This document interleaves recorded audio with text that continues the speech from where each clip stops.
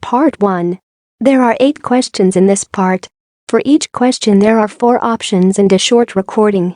For each question, choose the correct answer A, B, C or D. You now have 45 seconds to look through the questions and the options in each question.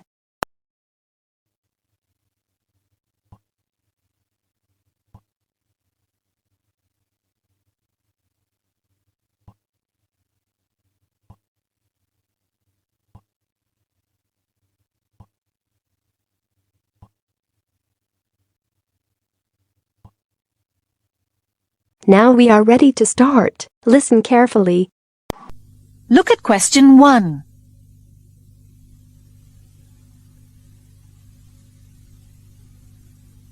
One. What time is it? Have you got the right time? I think my watch is wrong. It's 2:30. My watch says 20 past. Well, it's 10 minutes slow then.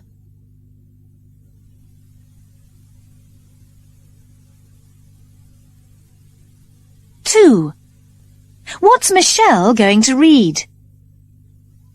Can I read your newspaper, Michelle? Didn't you bring a book with you? Yes, but it's not very interesting. Oh, here you are. I'll read this letter from John.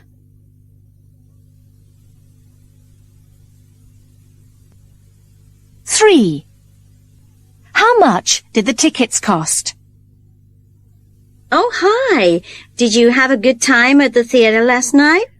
Well, the play was excellent, but the tickets cost $90 each. That's not too bad if the play was good. No, perhaps you're right.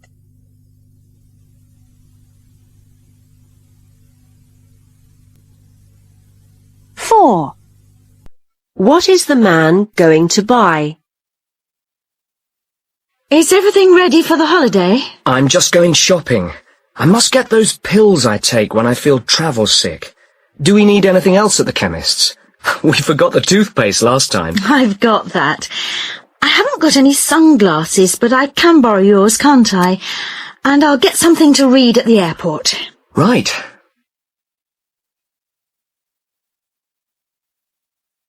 5.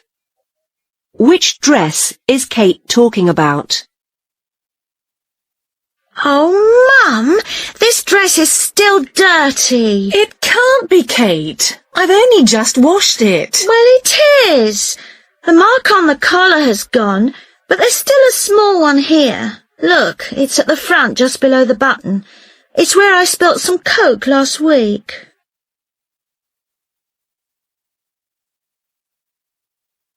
6. When will Jane meet them?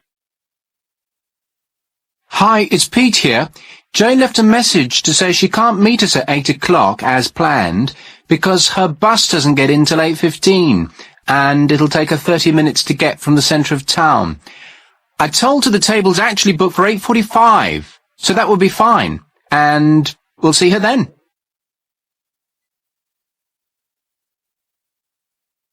7. Which morning activity is for beginners? At 10 a.m. tomorrow morning there will be swimming lessons at both intermediate and beginner level. Then there will be volleyball practice at 11:30 for all those of you who are already in one of the teams. Also in the morning, for those of you who already know how to sail, there's a chance to do some practice on your own. There will be lessons in both sailing and windsurfing for beginners after lunch. 8. Which painting does the woman decide to buy? They're all nice, but you see a lot of flowers everywhere these days, don't you? So that wouldn't be my choice. The same goes for animals, actually, although I do quite like the one of the horses. So it looks like it'll have to be the one with the boat. It will be a change from that bowl of fruit I've had on the wall all these years anyway.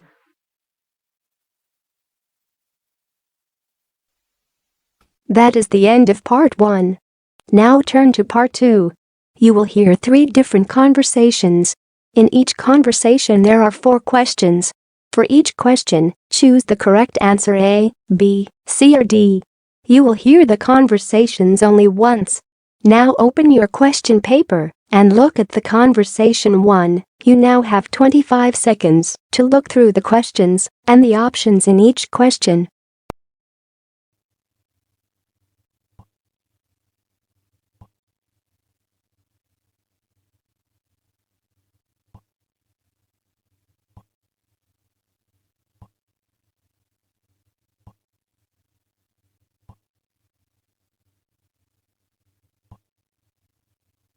Now we are ready to start. Listen carefully.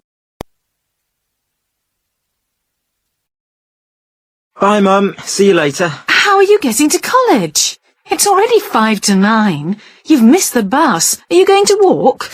No! I'm borrowing your car, remember? Oh, Matthew, I need it today. If you want to borrow the car, you need to ask me several days before. Sorry, you're going to have to walk. It just isn't convenient today. But I did ask you. We talked about it last week, don't you remember? I've promised to help Alan move all his books and things after my lecture today. He's moving to a new flat and his car's broken down. I've got to help him move his things. He can't stay in the old flat after today. I promised him. All right, all right. Of course you must keep your promise. I remember now, you did tell me, but I thought you said next Wednesday. You said the 9th, and that's next week when I'm in Birmingham for a meeting, so I shan't need the car. I didn't ask for it next Wednesday. I've got an exam next Wednesday. I can't help Alan when I'm doing an exam, can I? No, I suppose not. Well, I expect you're right. I didn't write it down, so it's my fault. Next time, we must both write it down and make sure we write down the same date. Okay. So, can I have it today? I need to go or I'll miss my lecture. Well, what am I supposed to do? I need to be at work in half an hour. Well, I'll give you a lift there on my way to college. How about that? I suppose I haven't got much choice. Come on, then. Now open your questions paper and look at conversation 2. You now have 25 seconds to look through the questions and the options in each question.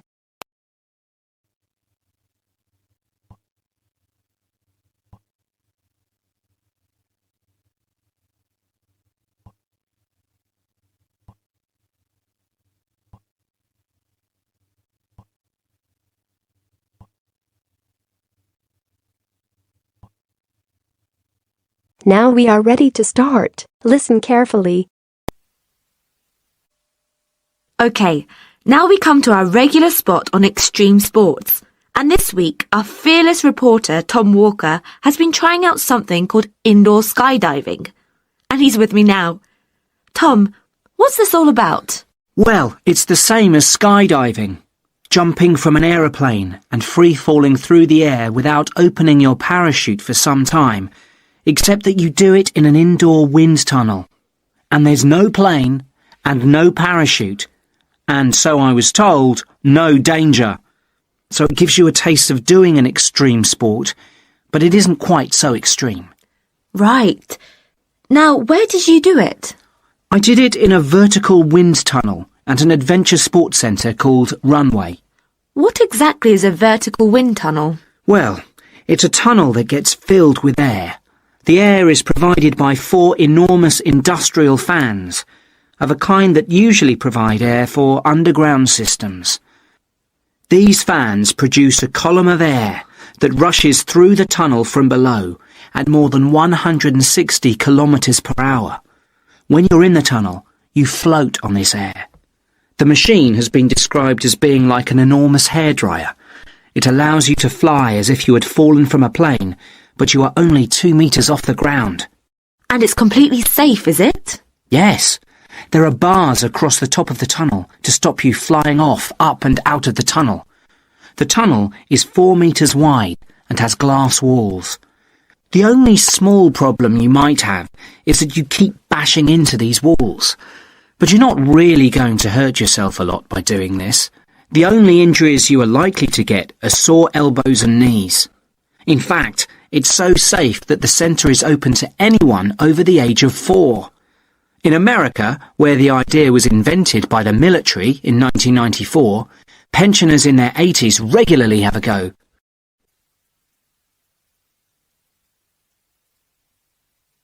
Now open your questions paper and look at Conversation 3. You now have 25 seconds to look through the questions and the options in each question.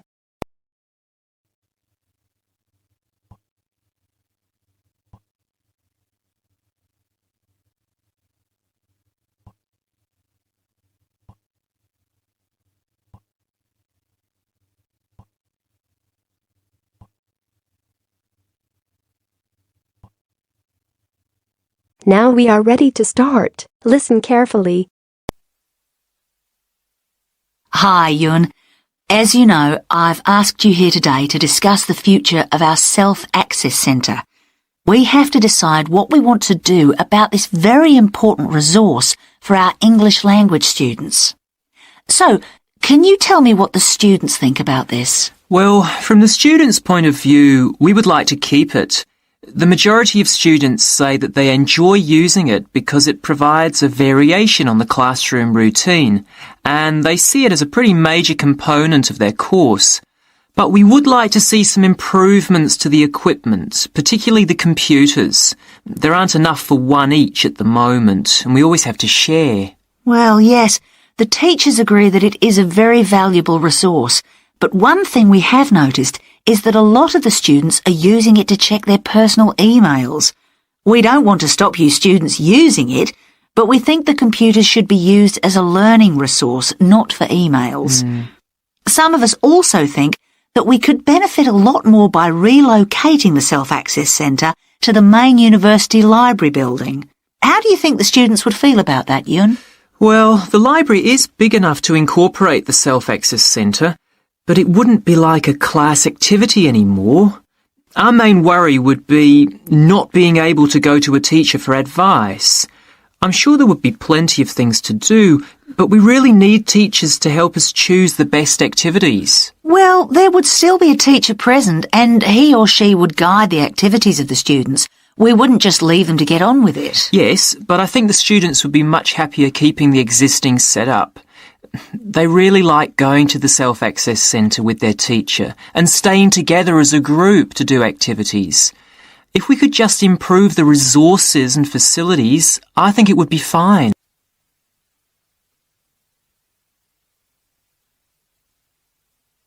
That is the end of part 2. Now turn to part 3.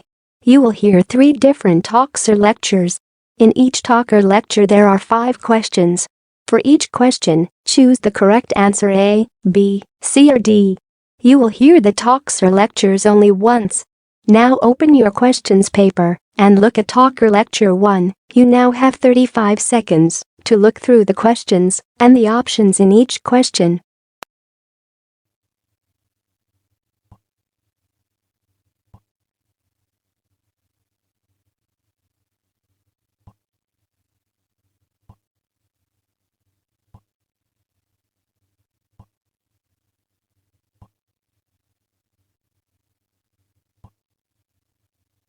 Now we are ready to start. Listen carefully. Dolls have always fascinated me, and that's why, 5 years ago, I was delighted to be offered the job of running a doll museum. Dolls have existed for thousands of years, and the earliest dolls we know about were found in graves in ancient Egypt. I only wish we could get 1 or 2 for our museum, but we haven't unfortunately got anything as old as that in the museum. All the same, we have got examples from Europe from the 12th century, but my favourite early dolls are actually from the 17th century. They interest me not just because they are early, or fairly early, but also because of the clothes they're wearing. They have their original clothes, and from them we know what the owners wore, since dolls in those days were always dressed like their owners. They were made of the only material readily available for things like this at the time, solid wood, and they were painted in great detail. In fact, on the best examples, like the ones in the museum, the detail includes the 17th century makeup. Dolls like these were very expensive then, and only the very rich could afford them. These days, they're popular with collectors, and if you want one today, you have to pay anything up to £10,000 for a doll in perfect condition from this time. By the way, what makes them so valuable is that, as far as a collector is concerned, a doll is only worth collecting if it is in perfect condition, and that means having the original clothes. Doll collecting has become very fashionable since the museum opened, with people interested in dolls from every period, including later dolls. There's great interest in 19th century examples, when dolls were no longer made of wood, but began to have soft bodies and real hair. They were very delicate, and few have survived, meaning such a doll would be worth about £2,000, perhaps a bit more. Later, in the 19th century, you could often take off the doll's hair. If you can often see the maker's name underneath, and of course, the right one increases a doll's value. There was a really big change in dolls at the beginning of the 20th century. In the museum, we have one of the earliest examples, from about 1909, of a doll that's a model of a baby. Previously, all dolls, the earlier ones, were little adults. Now open your question paper and look at Talk or Lecture 2. You now have 35 seconds to look through the questions and the options in each question.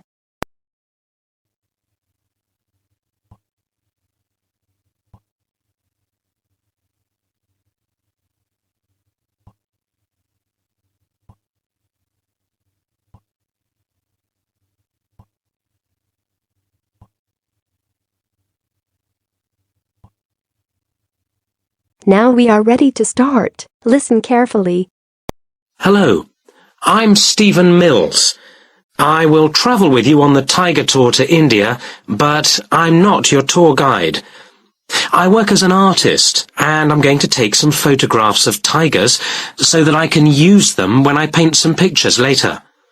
An expert guide will join the group when we arrive in India, but I'm leading the group until then. We leave London on the 6th of November, arriving in India the following day. It's a good time of year to visit the wildlife park where the tigers live. The rainy season finishes in October, and later in the year the park gets more crowded and the tigers become shy. We'll spend 10 days in the wildlife park. There are 20 other types of animal and 300 types of bird to see, as well as tigers. There are 18 of us all together, and everything is organised for our comfort by the tour company. For example, although we're in the jungle, we won't have to sleep in tents. The hotels where we'll stay are all very comfortable. To be sure of seeing tigers, we'll stay in 2 different parts of the wildlife park. We'll spend 3 days in the north, where we'll travel around in an open truck, and the rest of the time in the south, where we'll travel around on elephants. That should be fun. On the way back to London, we have dinner and 1 night's bed and breakfast in the Indian capital, Delhi. There you can either go sightseeing or go shopping, whichever you prefer. But please note that lunch is not provided on our day of departure, as the plane leaves at 2 in the afternoon. Now, if there are any questions, I'd like you... Now open your question paper and look at Talk or Lecture 3. You now have 35 seconds to look through the questions and the options in each question.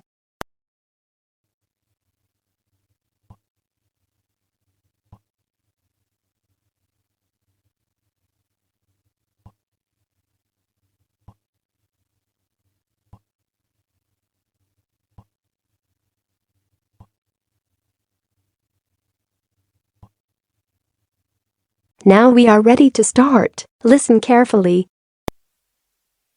For the second in our series about locally run businesses, we meet Simon Winridge, co-founder of the hugely successful Winridge Forest Railway Park. Welcome, Simon. Now, perhaps you can begin by telling us a little bit about how it all started. Well, during the 1970s, my wife Liz and I had just acquired 80 acres of sheep farming land, and we decided to settle down and have children. Pretty soon we had a daughter, Sarah, and a son, Duncan. The place was wonderful for the kids. They particularly loved trains and gradually built up an enormous network of miniature railway track. I began to develop larger-scale models of locomotives, but we didn't think anything more of it until I went on a trip to a theme park near Birmingham and decided we could do a much better job. So we set up a small one ourselves, based on the miniature railway, and we opened to the public for just a month that year, 1984, in July, our driest month, because our children said they didn't want our guests to have a miserable wet visit. I dealt with park business and Liz carried on with the farm work. It soon became clear that we were onto a winner. We began to extend the railway track and lay it among more interesting landscape by planting trees, which in turn attracted more wildlife, and by making cuttings through the rock. Nowadays, we're open all year round, and we're pleased to say that Winridge is one of the most popular visitor attractions in the area, with 50,000 visitors a year. 1.5 million people have been through our doors since we opened. That is the end of part 3. Now you have 5 minutes to check your answers and transfer your answers onto the answer sheet. This is the listening test for levels from 3 to 5 of the Vietnam 6 level language proficiency test. There are 3 parts to the test. You will hear each part once. For each part of the test there will be time for you to look through the questions and time for you to check your answers. Write your answers on the question paper. You will have 5 minutes at the end of the test to transfer your answers onto the answer sheet. The recording will now be start. Please ask any question now, because you must not speak during the test.